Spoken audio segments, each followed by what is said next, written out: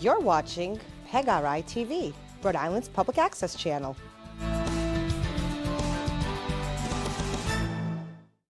Oh, you didn't know? Yes, it is.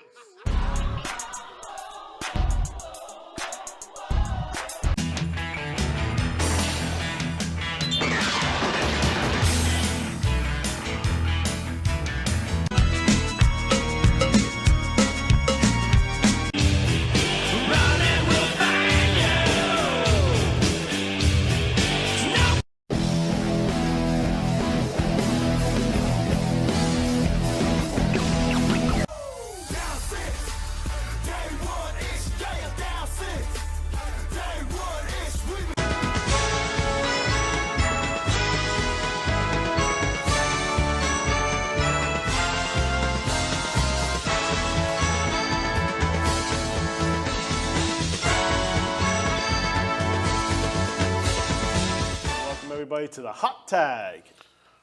Brought to you by the Official Wrestling Museum. We are your hosts. I am Angel, and I am joined by the Official Wrestling Museum's Hall of Famer. I am low life. He is Low Life. And we are here this week, ladies and gentlemen.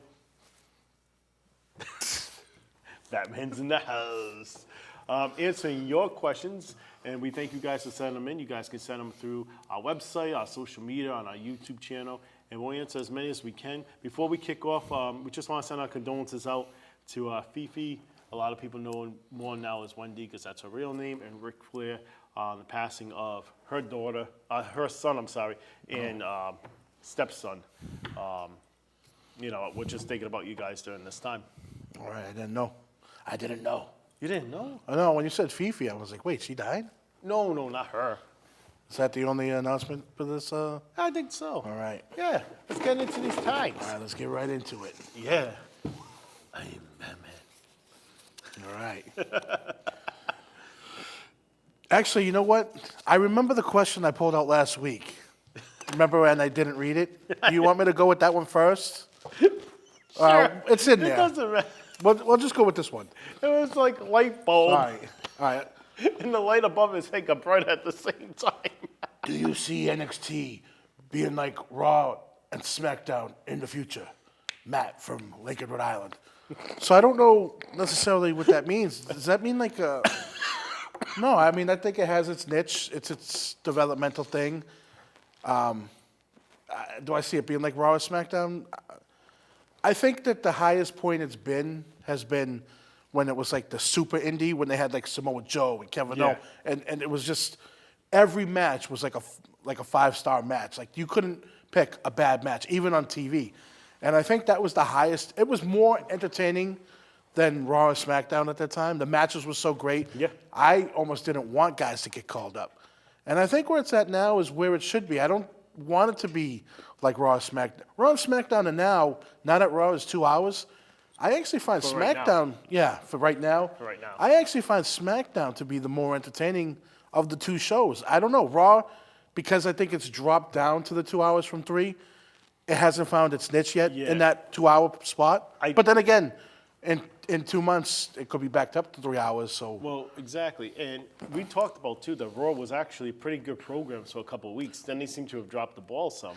I think the biggest problem they have is they're taking so many SmackDown superstars over to fill the Raw spots, and your Raw roster was already, Was already 2-1, bloated, yeah. 3-1. You know what I mean? So I think that's why a lot of people aren't really like, oh my God, about it. I think right now with NXT, where they are making themselves different, Yep. it's definitely different than the other two. And I think where they're really making themselves different is with the women. They have so many women on NXT. Yeah. And on Raw and SmackDown, you tend to just really have the main event programs with the women, the title matches. Yep. There might be one or two other things mixed in.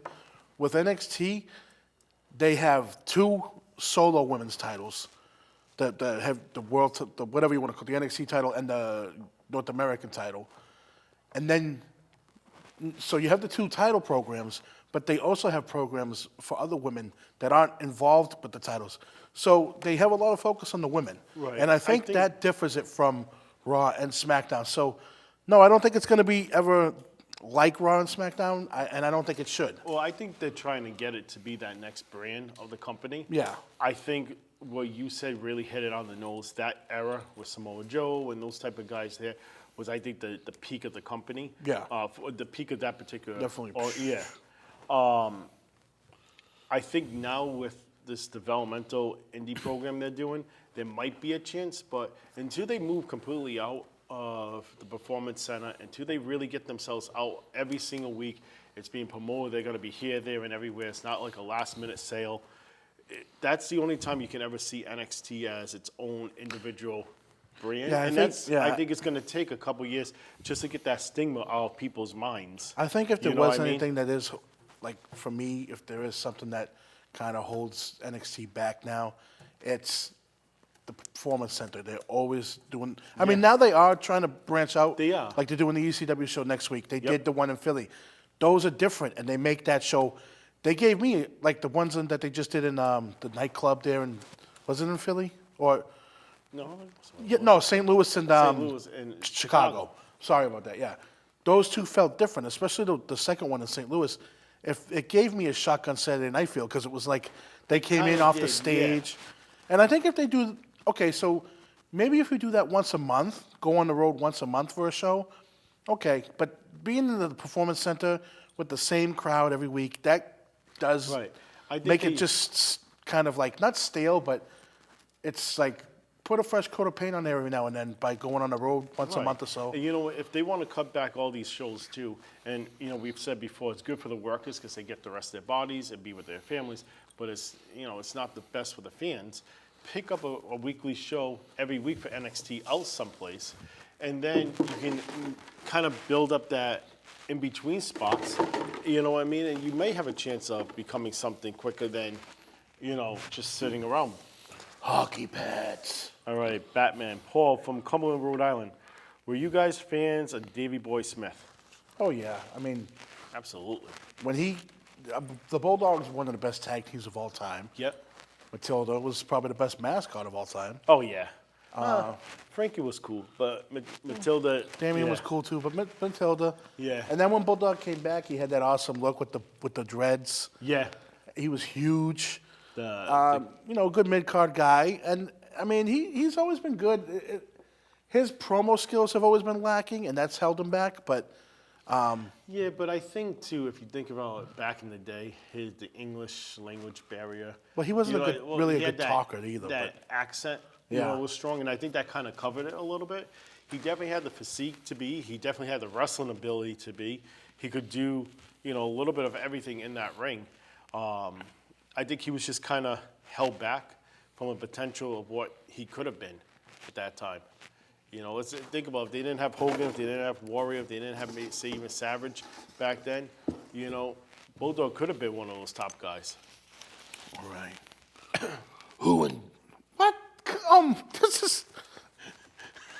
I'm not even gonna do the bat. Well, who in WWE do you think drinks coffee? Eddie from Pawtucket, Rhode Island. I don't know. I don't care. Like, who drinks coffee? They probably all do. I've never had it in my life. So, I've never had coffee in my life. You never had coffee in your life? I've taken one sip of some mocha latte, whatever garbage thing, and it tasted like swill. Who drinks coffee? I know Eddie Guerrero does because during his promo in WCW, he threw the. I don't know. That's got to be the worst question. That's worse than the human resources one from like 3 weeks ago. I'm doing another one. That's Scott. Do you want to answer that? Oh, let's see. I think CM Punk does. I don't think that Damian Priest does. Who cares? That's a horrible question. Who? Eddie from Pawtucket. If I ever get a question from this guy, Eddie from Pawtucket has just now. Anytime He made a list. anytime I read a question, I'm going to read the name first from now on. And if it's Eddie, any Eddie ever, your questions aren't getting read. All right. All the Eddies now are crying in the world. You can read this one because I can't read the second word. But that question was horrible. Was that a trick from Trick or Treat? Yeah, that question? Garbage. I don't know. I like your reaction. I say, Eddie, keep sending them in. Don from Westerly, Rhode Island. What females from AEW do you think would do good in WWE? That's a good question. I So we think went from one area to another. I love Sky Blue. Love Sky Blue. Are we talking in ring? How would I know? Sky Blue and Mariah he May. asked me these questions like I'm Look you. wise, Sky Blue and Mariah May. I think seriously, in ring. Yeah. I think Willow Nightingale would be great. I Yeah, really like I Willow think- Nightingale. I think Willow Nightingale will do good. I don't think she would pass like a mid-card level in WWE.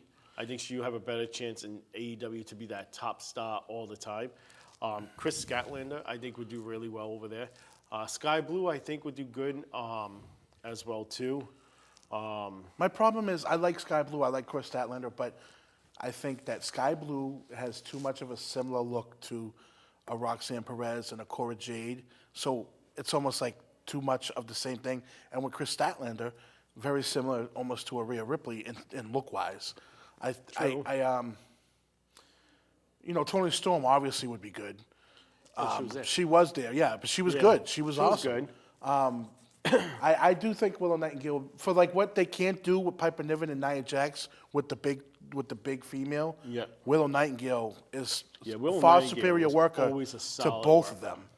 Hands down, she's all the times on the indies and what she's doing now. I don't know how people feel about what's her name, Hikaru Shida. I like her, but I haven't watched AEW in so long, so I don't know much of the women So now. I think, again, AEW, they rush their programs, and there's no long-term storyline, so it's kind of tough to tell. But I Yeah. think she would be kind of a safe fit, Deanna to go in Purrazzo, there. I like. She was in NXT. Yeah. Thunder Rosa, I think, really in NWA when she was over in the NWA, Yeah. she was very good. But that was with a very limited roster of women, and she was the big fish in a small pond, so to speak. And now Yeah. in AEW, I think she's been exposed as not as good. I do like Mariah May. And I don't know. I do like the Queen Aminata chick. All right. I think she's okay. I think a lot of people probably think, what about Britt Baker? I honestly think I've never really if- been into her.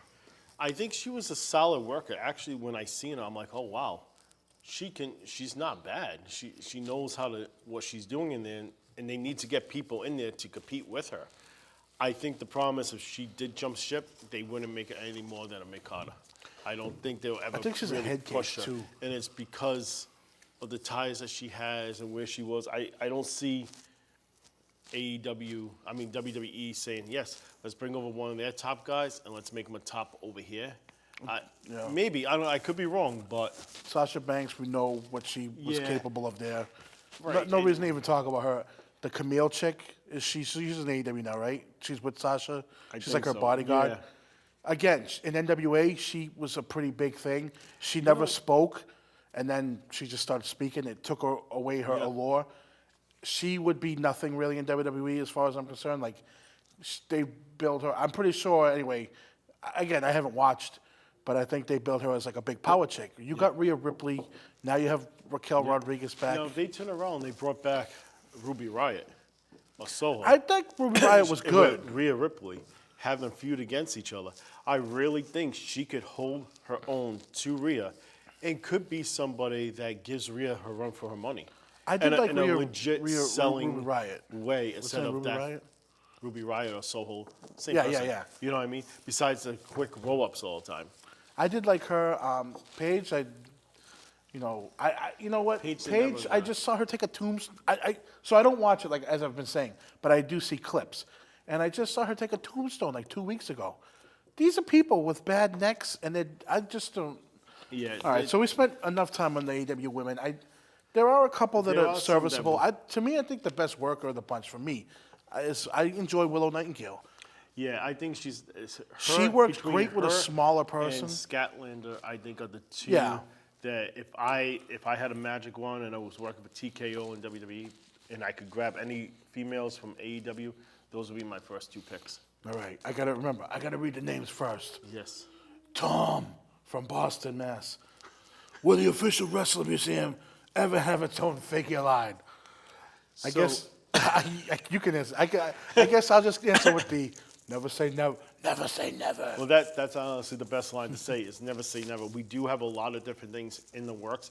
2025, we are going to be releasing a whole bunch of new content and new stuff from the museum. So you never know what we're going to be able to give you guys. They have Batman figures. We don't have Batman figures. You. Oh, man. Who would have thought? Who would have thought like 25 years ago, sharing a locker room, that we'll be sitting here today and you have a Batman mascot reading Who Drinks Coffee in the WWE locker room? The League of Shadows are a bunch of psychopaths. From Scott from Summers. I'm not sure what Summers are. Maybe Summer Mass. I don't know. I don't know.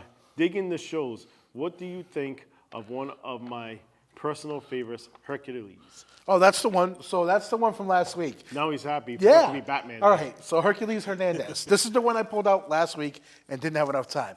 Love Hercules Hernandez. Always was one of my. At a time where I was a younger kid, I didn't really like the heels. I wasn't that type of kid. Yeah. I did like Hercules. Things that always stuck out to me was he had a great body, but he was always like pale, like so tan, pale, never tan. Yeah. He was so intense when he would wrestle. A lot of people were like, "Oh, he wasn't a good wrestler." He was awesome. He was intense. Now, my two stories about Hercules and my ribs. I have a pretty sure it's Before you go into that, hold on. It's a pretty sure it's a I'll broken give rib. my, just because we're doing Q&A, I'll give my opinion. I'll let you All tell the right. stories. I always thought Hercules was incredible. Absolutely. Believable. To me, he was like, so they'll book news people as like the sideshow acts, Yeah. right? Like Kali or Omos, right? And so special attractions. To me, back in the day, I thought he was a special attraction because of his look, because of his size, the paleness that you said. Yeah. Sometimes he had the chain around his neck. You know what I mean? But he could really go. Yeah. He was somebody that if you were playing with your action figures and you put the action figures down and you paid attention to. You know what I mean? He was just so solid. Also, when you think of the I words, can see why he was one when of you the think of favorites. steroids, he's one of those guys that's top of that list. So anyway, I got two great stories. You don't know. He could have been lifting barbells in the car, driving down 95. Well, speaking of car, that's one of the stories. We'll get to that one second because that's the best one.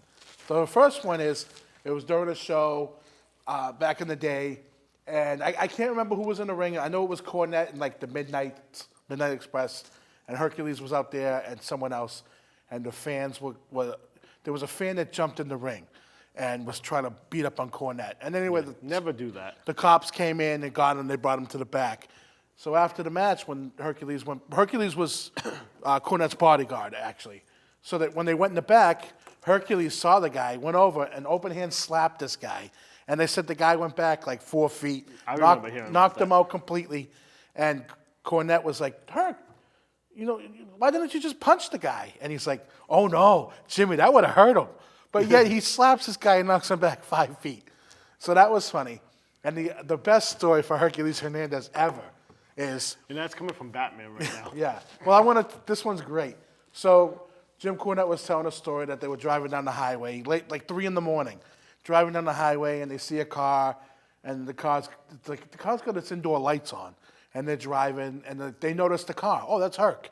That's Hercules' car. He's in the car with his wife, traveling, and they get up next to the car.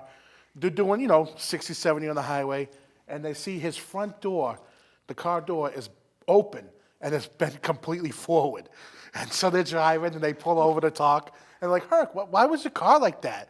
And he said, well, I had to go to the bathroom, and when I got out to go pee, a truck went by and just hit the door, and he was like, I couldn't close it.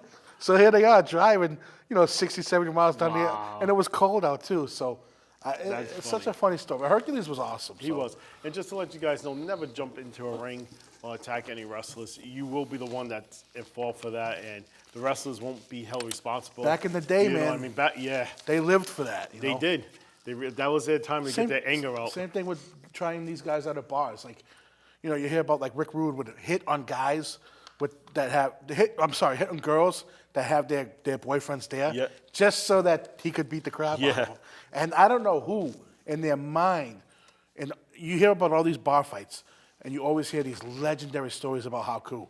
Who would look at this guy? Is Yeah, who would look he's at him? Tongan. These guys, I've always said, these Samoans and Tongans, they're like one generation removed from cannibalism. They're savages. Who in their right mind would Yeah. want to start a fight with this guy? There was a story about, I wish we got that question. There was one story about Haku I'll tell real quick. The story, Oliver. It's the story of that he ripped the guy's eye out, right? Are we able to say this on TV? Yeah, because I'm not going to swear. So anyway, there's a story that Haku ripped the guy's eye out in a bar fight. Ric Flair asked him about it on his podcast, and he's like, yeah, you ripped that guy's eye out. It was Jimmy Jack Funk. Yeah. And he's like, Haku was like, oh, no, that story is greatly exaggerated. I had his eyeball in my hand, and I could have ripped it out, but I thought that would be too violent. So he had the guy's eye, there's stories of him and Barbarian I never biting guys' understood noses off. different stories of, and then I got it, especially back in the day, you want to act all big and tough and you want to step up to somebody trying to impress the girl in the bar or your friends. I get that, but somebody like Haku. Haku and what I mean? Barbarian. Like just the look of them. Yeah. They were nice guys. Right, they said still they're are the nice nicest guys, You know what I mean? But the just the gentlest look. Why would workers. you think, hey, let me go after them Right. over saying this table? I don't know. They say Haku and Barbarian are easily the number 1 and 2 guys, like strength-wise. Like you don't want to mess with them, but both of them are afraid of their wives. And then there was a quick story where Tony Schiavone was talking to Haku. Welcome to Storio Yeah. by the official wrestling Tony Schiavone was museum. talking to Haku, and Haku was like, "Hey, Tony, I see you with your kids. You're a pretty good dad. How do you get your kids to listen to you? My boys, they don't listen to me." And it's funny thinking. I'll get to that part at the end. So Haku's asking him, "How can I get my kids to listen to me?" And Tony Schiavone's like, "Tell them who you are. You're Haku." And then it's funny. You think about it. He's talking about Tongaloa and what's the other one's name? Tonga Huga? Yeah, whatever. There are a whole lot All of right. Tongas. All right, so let me go. Yeah. Do you see Sammy from Moonsocket? Do you see Undertaker ever wrestling again? No, not in a match. I see him maybe coming in doing like a choke slam, but I never see him having an actual match. Yeah, I kind of hope I never see him in an actual match again. I don't want him- nothing against him. Even if it's a phenomenal match, I don't want to have that risk of it not being a good match. He looks. You know what I mean? He's at that stage now where when he walks, you can tell it's hard. Yeah. I don't want him to for his own body. I would have minded him to do more of those cinematic matches that he did with AJ though. Yeah. Paul from Cleveland, Ohio. Do you think we'll ever see The Miz as a WWE champion again? No, I don't think he'll. I mean, I'm not knocking him. For me, he's just a guy that's there now. He's done everything. He's made that pinnacle of, I know it's a catchphrase of him as an A-lister, but he's that A-lister guy. He doesn't need to do anything else. The only way I ever see something like that is if it's some far-fetched story that calls that he has to have the title, or was a mistake or something like that. Other than that, or maybe they're trying to get into Cleveland for WrestleMania, and they put him over. I don't know. Alfred from North Providence, Rhode Island. Alfred. Alfred. Alfred. Alfred. All right. This is a good. Imagine if this was last I don't know week's if show. the thing caught my eyes. My eyes just went wide. They really did. Alfred from North Providence, Rhode Island. Bring me the Actually, let me Alfred from Gotham City. Why did AEW copyright the phrase "the King of Hearts"? So they do a thing with Owen Hart, the Owen Hart Foundation. They do the tournament, Yeah. and they release figures and stuff. So copyright it so that they can put it on. I didn't know that they did, but yeah, copyright it so that they can put it on it's for just- merchandising rights. That's all. I'm honestly surprised that Martha didn't have that copyrighted and proclaimed already. I would have And thought I'm also- WWE still did. I'm surprised she didn't have it. I'm also surprised Bret Hart didn't have it either. Yeah. Copyrighted, but you'd I be didn't know surprised. AEW Do you did know have it. like The Rock has like 20-something copyrights of all his different catchphrases and stuff? It's crazy. If you get that opportunity to do that, you're smart to. Yeah. I mean, guys, like I said, Honky Tonk Man owns the Patriot gimmick. Yeah. Like, if you get a chance to copyright one of these characters or these gimmicks, Frank from Warwick, Rhode Island. What do you think of Jey Uso? Yeet. I think as a wrestler, he's mediocre. As a his mic work isn't the greatest either, but he's super over. He's a So- merchandise seller, and Yes. his storyline with the Bloodline was fantastic. I'm gonna go He's probably peaked a in my little mind. up more than what you said. I think he is a pretty solid worker. I think for having to work in singles competitions, not tag anymore. Remember, he was tagged for such a long time. It's a big transition, you know. And he's You know made what it I mean? work. He's making it work. Mike's skills, I think he's just nailing from what it was again. He's from doing what tag he has team to do, yeah. From singles, it's definitely a huge difference when Yeah. you're used to bounce, and especially bouncing off your brother that knows you so well and can go line for line, line for line. You know, if you want to know our thoughts, this guy is now one of the top millionaires of WWE. Well, in I know- the top 10 yeah. paid. To trump his brother, that's not in that category. That tells you how much they believe in him and how well he's doing. I know the way I said it, it sounded like I was saying. Well, right. I think, okay, so maybe like my equivalent of him to maybe a guy during like the Attitude Era would be like a Road Dogg. I think Yeah, I think he's yeah. I think that, you know, I only knew him as a tag team guy. They separated. Now he just said it last week. Now they know me. It's true. Now I Right. know the difference. I didn't think I would ever know the difference Right, of them. and I think it's going to be if now they look like they're putting them back together. But I would think if they didn't put them back together, it would probably take at least another good year See if we can get- to really Yeah. try to see if we get another one. But I think he's, you He's know, he's holding top his of the- own. He really I think is. he's top of the And- mid card. And Jimmy's coming back and stuff, and Jimmy, I think, will fit perfectly right in. All right. Let's see if we can get one more in. All right. Nate from East Providence. Can you see any wrestler from AEW suing them for their injury? I mean, I guess they could. Not. I don't know. I mean, they're stupid. so- They're allowed. I'm going to say this. I think you would probably say yes, because they're so dumb to allow these guys to do all these outrageous stuff. But you got to remember, too, the Khans, they own one of the biggest franchise football teams. They have tons of lawyers on their hands. I'm guaranteeing probably their contract is full with all kinds of waivers and Yeah. safety nets. That if you want to go out there and have fun, you can go out there and have fun, but we're clear of liability of it. Yeah, you can never- you can I'm never say hoping never, it's but- like that, but at the same time, right, you can never say never, and you really just you don't know the unnecessary stuff. I'll answer it just like this. I don't think Tony Khan is asking these wrestlers to do anything. I think whatever they're choosing to do is their choice. I don't think Tony Khan is saying, hey, El Vikingo, let's do a Canadian Destroyer off the top rope to the side of the ring. I think that's their own decision.